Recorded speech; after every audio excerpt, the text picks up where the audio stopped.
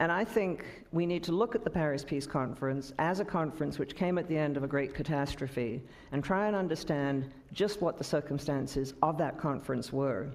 Now, what I'd like to do is make a few general points about wars, because ending wars is never easy, especially if those wars have been great and the level of destruction has been very high. Apart from anything else, the greater the war, the greater the expectations, and the greater desire that someone or something should pay for what happened. And this was certainly the case at the end of the First World War. The war had shocked Europe, and indeed had shocked most of the world, partly because the 19th century had been such a very good century for Europe.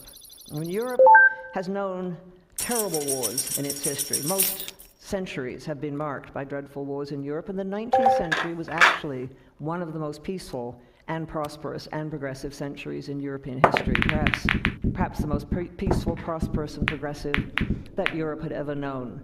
There had been a number of very short wars in the 19th century, after the Napoleonic Wars ended in 1815. But those wars were short. They were usually fought between two countries, like, for example, the Franco-Prussian War or the war between Prussia and Austria, and they usually resulted in a clear result, and then peace was reestablished. And so Europeans had come to think, by the beginning of the 20th century, that they had somehow changed, and their world had changed, and that they were going to go on living in a peaceful world, and they were going to go on building peaceful and progressive and prosperous societies, and this peace and prosperity and progress was going to spread around the world. Now, we look back and say how foolish that was, but this is something that many people in Europe were thinking before 1914, which made the shock of the First World War all the greater. Europeans, after 4 years of war, a war which they had hoped, loss of human talent, the money that had gone, the destruction that had been gone, the empires that had gone, 3 great empires disappeared as a result of the First World War, and a 4th disappeared shortly afterwards. Russia, which was an empire as well as a state, fell to pieces in the course of the Russian Revolution. Austria-Hungary, that huge multinational empire at the center of Europe, which, for better or worse, had created a sort of stability down through the centuries, fell to pieces as the war was ending.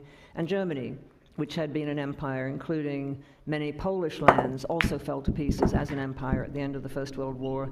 And then in the months just after the war, the Ottoman Empire was going to clearly be falling to pieces and going to disappear as well. And so it was a very different political and social landscape that the Europeans looked at in 1918 than they had seen in 1914. And they'd done something more to themselves. They had also shaken their position in the world. Before 1914, Europe had been the most powerful part of the world. Directly or indirectly, European countries had controlled most of the surface of the world.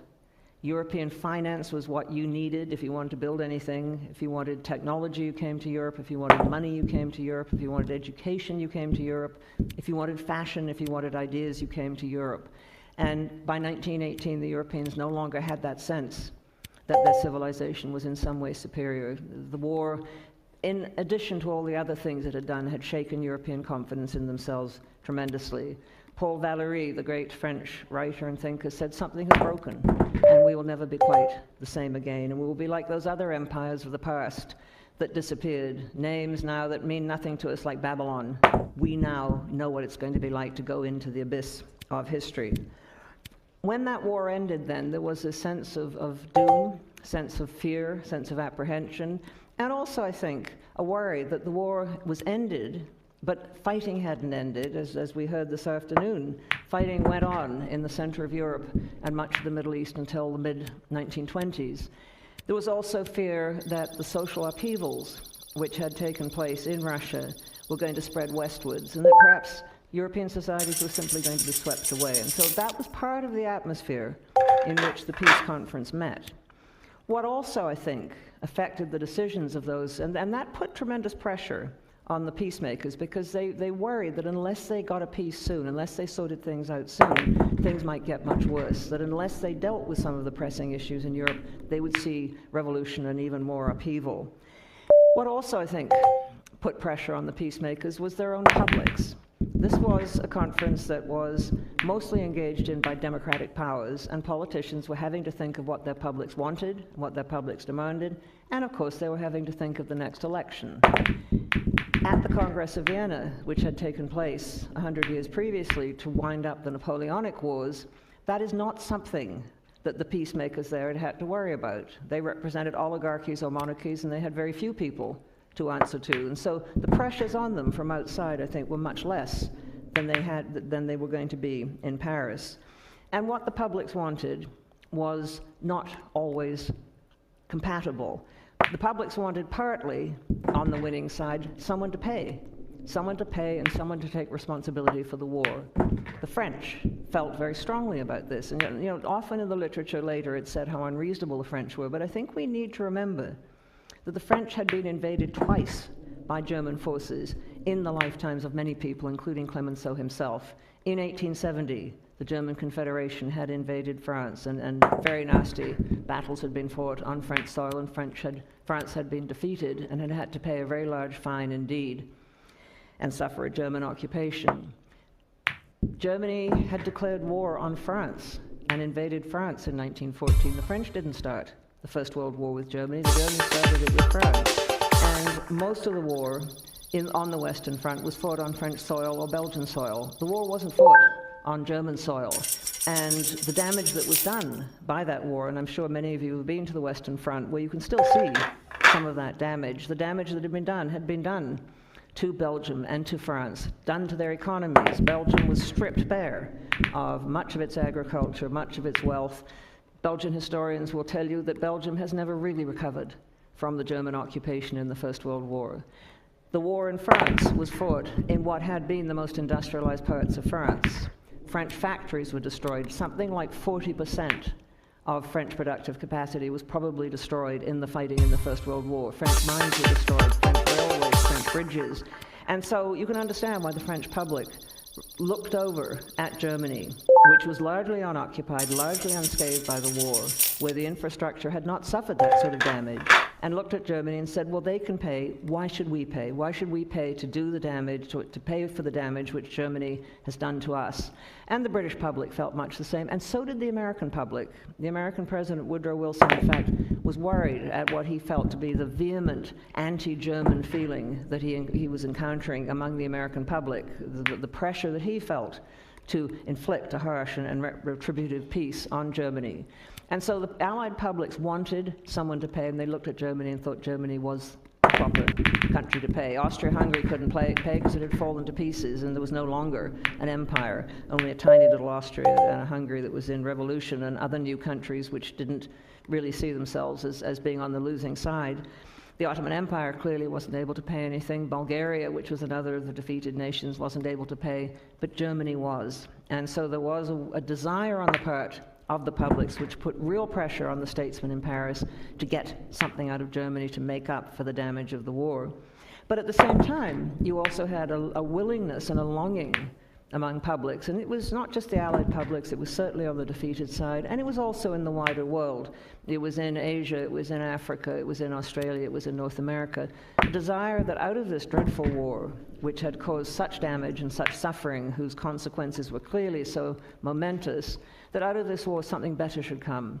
And so what Allied publics and other publics also wanted was a new world order, a new peaceful order, some sorts of institutions or ways of doing things that would prevent the world from ever having a war like this again. And this was not easy for the statesmen to deal with. They were being pushed in different directions, and of course they had to think of their own national interests. It's a commonplace, but a very important one, that at the end of coalition wars, where you have a number of countries fighting together, the coalitions tend to fall apart once peace is achieved. Nations will come together in a great cause to save themselves from destruction or to defeat an enemy, or in some cases to conquer other nations. But once they've achieved those goals, they tend naturally to begin to think of their own interests, and the coalitions begin to fall to pieces. I mean, we saw that very clearly at the end of the First World War and at the end of the Second World War. And inevitably, the powers that met in Paris began to think of their own interests. The French were thinking of recompense, and they were also thinking of their own security. I mean, if you were French, you knew that Germany was still strong. It was just there on the other side of your borders. There were more Germans being born every year than there were French being born, which meant there were more future German soldiers. And what you wanted was security. You wanted protection from Germany as much as you wanted Germany to pay for the war damage. What the British wanted was an end to the German fleet, which had caused it so much concern before the First World War. And they'd already got that by the time the peace conference met, because when the Germans signed the armistice, which was really more a surrender, I think, than an armistice, they had surrendered their high seas fleet and their submarine fleet, and both were in British ports. The British, or at least parts of the British Empire, had also wanted German colonies, and they'd already got hold of those before the peace conference started. And so the British, unlike the French, could come to the peace conference not really asking for all that much for themselves, and were able to, I think, portray themselves as being rather less selfish and less grasping than the French were. And then you had the United States. Its president and American diplomats said very clearly the United States has not come into this war to fight for itself. It very pointedly called itself an associate and not an ally, to show that it was somehow different from the European powers. And what the United States wanted was a better world. But having said that, I think the United States also was conscious of its newfound economic and financial power and military power, and wanted a greater say in world affairs than it had before. And so you get inevitably you get different national goals and different national interests. What also, I think, was putting pressure on the peacemakers, and there were many pressures on them, was this sense that time was not on their side, that if they weren't careful, time was going to run out. And this very real sense, which I mentioned, of revolution simply spreading through. Then they had what looked like really worrying evidence. I mean, Hungary had its communist government for 6 months in 1919. There were communist or left-wing insurrections, armed and violent insurrections in Italy, in the center of Europe. There was a strike in Winnipeg, of all places. Canadians tend not to get involved in revolutionary activity, but we had a general strike, which actually concerned a lot of people because it had very radical rhetoric and clearly was inspired by what was happening in Russia. And so there was a fear that the world was on the edge of revolution. But another pressure that the peacemakers faced was that the world was also on the edge of starvation, or parts of it were. They found themselves having to act as a sort of world government in ways that they hadn't intended, because conditions in the center of Europe were disastrous. When Austria-Hungary and the other empires fell to pieces, economic units fell to pieces. And so, just to give one example, Vienna, which used to get its coal from the north, used to get wheat from the east, suddenly found there were barriers because there was now Poland or Czechoslovakia there, new borders were put up, and there was now a much larger Romania and an independent Hungary, which is where they had once got their wheat. And so suddenly it became much more difficult to get the sorts of things that the Viennese economy needed and the Viennese themselves needed to survive. And the Red Cross, which was doing relief, as other organizations were, in Vienna in the winter of 1918, 1919, said that people were starving there, and they were seeing illnesses among children which they had never expected to see in Europe in their lifetimes, illnesses caused by lack of food, things such as beriberi and rickets, which they associated with much poorer countries. And so there was this sense that they had to take on these responsibilities, they had to move quickly.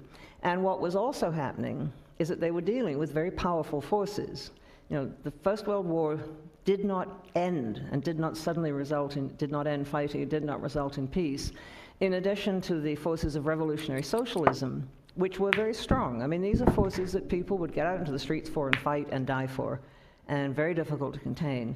The other force which they were dealing with, as again we heard this afternoon, was nationalism.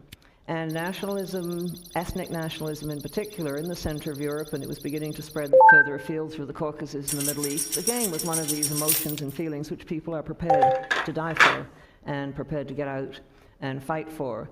And the fall of the empires meant that different ethnic groups who had been pushing, in some cases like the Czechs, for greater autonomy within a bigger structure like Austria-Hungary, suddenly saw, as one of them put it, the prison doors had opened and they could actually establish their own countries. And I think what a lot of these different groups thought, if we don't do it now, it was a bit like what happened after 1989. If we don't do it now, things will calm down again and we won't have a chance to get our own countries. And so you had ferocious ethnic nationalisms trying to mark themselves out on the map of Europe and elsewhere. And Poland was reconstituting itself. I mean, people often talk as if the peace conference recreated Poland and made Czechoslovakia and made Yugoslavia. They were in fact making themselves on the ground, often through fighting with their neighbors, because one of the difficulties of the ethnic nationalisms which began appearing and began trying to create their own countries was that their claims overlapped, because they based their claims so often on history. And of course, the ways that countries' borders had come and gone in the past meant that you had a choice of what sort of borders you want, but the trouble is you'd often be choosing borders that incorporated land that someone else wanted. So in Poland, there's a debate between those Poles who said, look, we should go settle for a fairly reasonable sized Poland, such as we had at the end of the 18th century. And there were those who said, no, let's go back to the Polish-Lithuanian Commonwealth, which was very much bigger. And this caused trouble. This was going to be the source of a number of these small wars that were going to break out. And you can imagine what a country such as Greece did. Greece and Italy, too, went right back into the classical age and said, well, we once had empires. I mean, the Greeks looked at their maps, and Venizelos, the Greek's prime minister, looked at the maps from the classical age and said, well, we once controlled the coast of Asia Minor, all those islands, Istanbul, Constantinople. We controlled a whole swath around the Black Sea. That's what was happening in 1919 as people began to see the possibility of expanding their borders or reconstituting countries or creating new countries. And the final thing, and there were many other things, but I think the final thing that we have to remember when we think of what those statesmen were trying to deal with was that their own power was shrinking. Now, these were representing very powerful countries, and some of the most powerful countries, the most powerful countries in the world were there in Paris, and there were some 30 nations there. Japan was there, China was there, Thailand was there, a number of Latin American countries are there, other European countries are there, countries which were becoming independent within the British Empire, like my own country, Canada, were there. But the real power was with Britain, France, and the United States. Italy and Japan were seen as slightly junior partners. But that represented a lot of power. But it wasn't unlimited. And there's always a danger, I think, that powerful nations have, that they look at their own power and they think they can do what they want. They think they can reach out and adjust the pieces on the maps, and those pieces will stay where they're put. Well, of course, they don't. And the power that the Allies actually had was shrinking. They had built massive armies and massive navies and the beginnings of air forces to fight the war. But once the war ended, and as far as Allied publics were concerned, it ended in November 1918. Once the war had ended, soldiers who had survived that war didn't want to go on fighting, and they didn't want to be sent to places they'd never heard of in the Caucasus or the Middle East or possibly Afghanistan to fight the series of wars that were breaking out.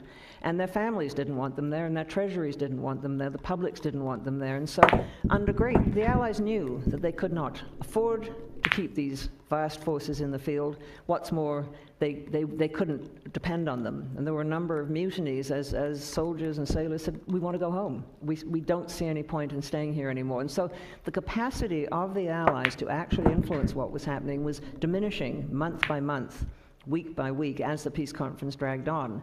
By June 1919, when the question of the German treaty came up and whether or not Germany would sign it, the Allies and their military advisors were really concerned about whether or not they'd be able to enforce the treaty on Germany if Germany refused to sign it. And so that was another factor. I mean, they found increasingly that their capacity to do what they wanted, especially the further away the places were and the more difficult the communications were, was limited. There's a famous occasion when Lloyd George, Clemenceau, and Wilson were sitting around and there was fighting, I think if I'm right, between Poland and Czechoslovakia over a small but rather rich duchy which contained railway junctions and coal mines and so on. And Poland and Czechoslovakia were starting to fight about it, and they said, Lloyd George, Clemenceau, and Wilson said, this is dreadful, they must stop. And they called in Marshal Foch, who was the Supreme Allied Commander, and they said, we've got to do something. And Foch said, of course, I will follow orders, just tell me what to do, which is what he tended to say. And they said, well, you've got to get troops over there and stop them fighting. He said, well, absolutely, but I don't think I can do it because the railways aren't running and there's no way I can actually get troops over there. And so they all look at each other in something like consternation. And then Lloyd George, who was always optimistic, said, I have it. And they turned to him, I think, with a certain amount of hope. And he said, we will send both sides extremely strong telegrams. So I'm just trying to, give a sense of what it was they were dealing with and the context that they were dealing with and the world with which they were dealing. And this was not a world that was easy to settle because things were changing very quickly. It was a world in which you had these forces of revolutionary socialism, forces of ethnic nationalism, publics which were putting terrific pressure on their governments, which in some cases were pressures to do contradictory things. And they were dealing with a great many things at once.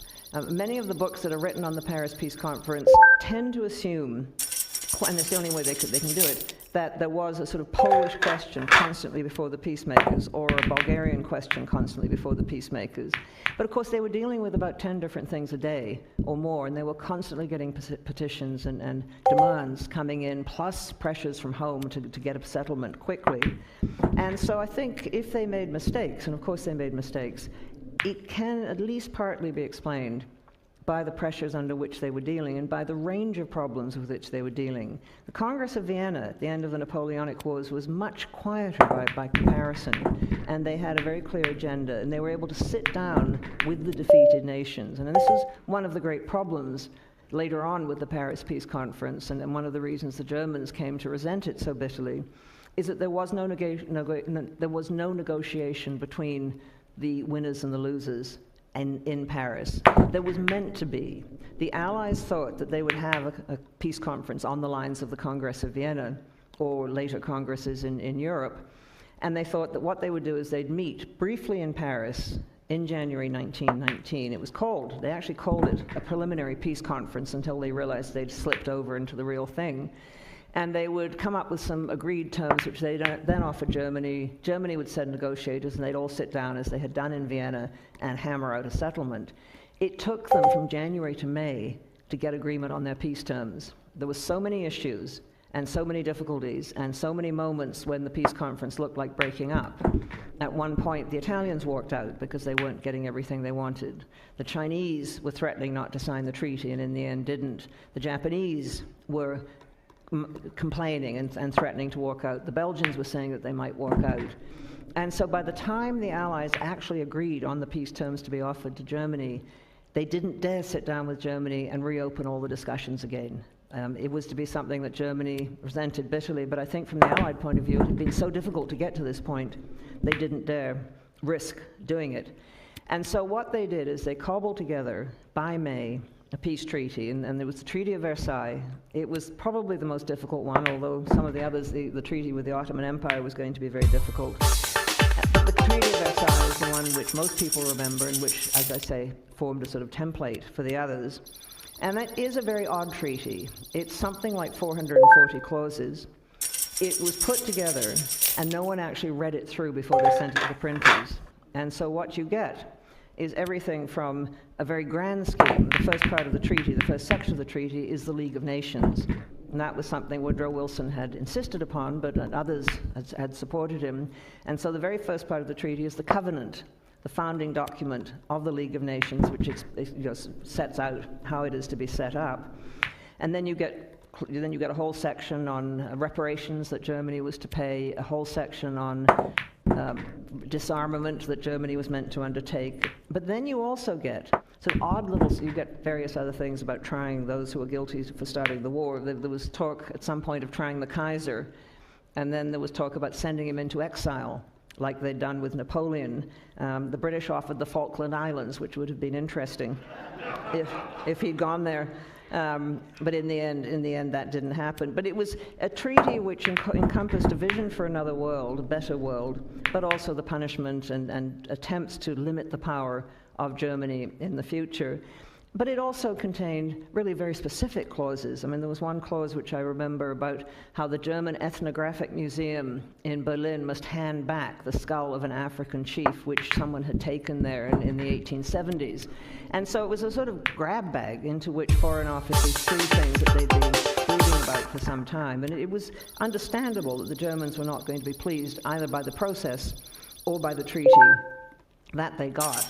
But the attempt, I think, to build a better world was a genuine one. I mean, it's often been said that Woodrow Wilson came with his vision of the League of Nations to Europe bearing this great gift of a promise of a better world, and the Europeans, black-hearted as usual, simply spurned it.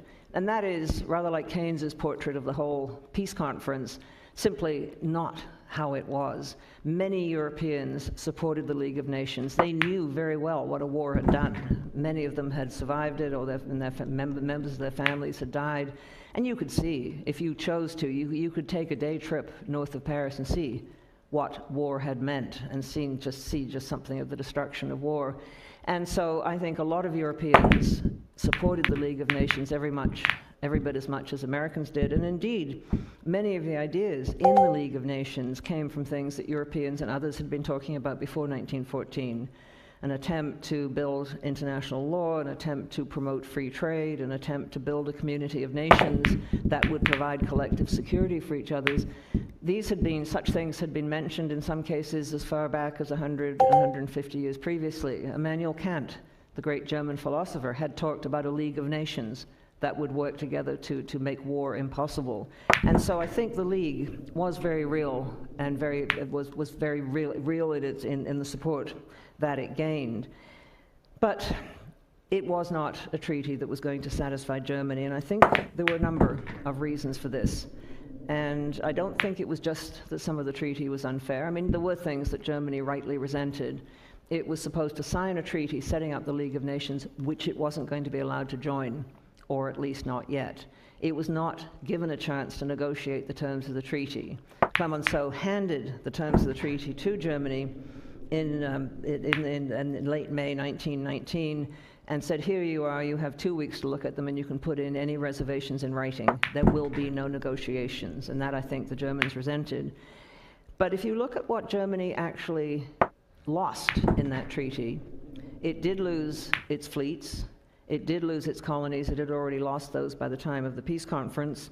It did lose territory in Europe, mostly territory that was inhabited by non-German speakers, in which Germany had seized from other countries in the past. And you could argue, and many did at the time, that Germany did not lose all that much. You could also argue that Germany came out of the First World War, and of course Germans didn't feel this, but if you look back you can certainly see it, that Germany came out of the First World War in a stronger strategic position than it had been before the First World War. Because after the First World War ended, there was no more common border between Russia and Germany. There was now Poland in between them, and there was no Austria-Hungary, which had been a rival to Germany, and even as an ally had been a very uncertain ally. It had fallen to pieces. And so what had once worried the German High Command, and with reason, which was the power of Russia and the capacity of Russia, increasingly the capacity of Russia to move troops up to the common border, that now had a barrier between Germany and Russia. Russia itself, of course, was plunged into a civil war, but part of the Russian threat had been removed, and instead of an Austria-Hungary in the heart of Europe, there were a series of small and quarreling nations, which in fact it was easy, or relatively easy, for Germany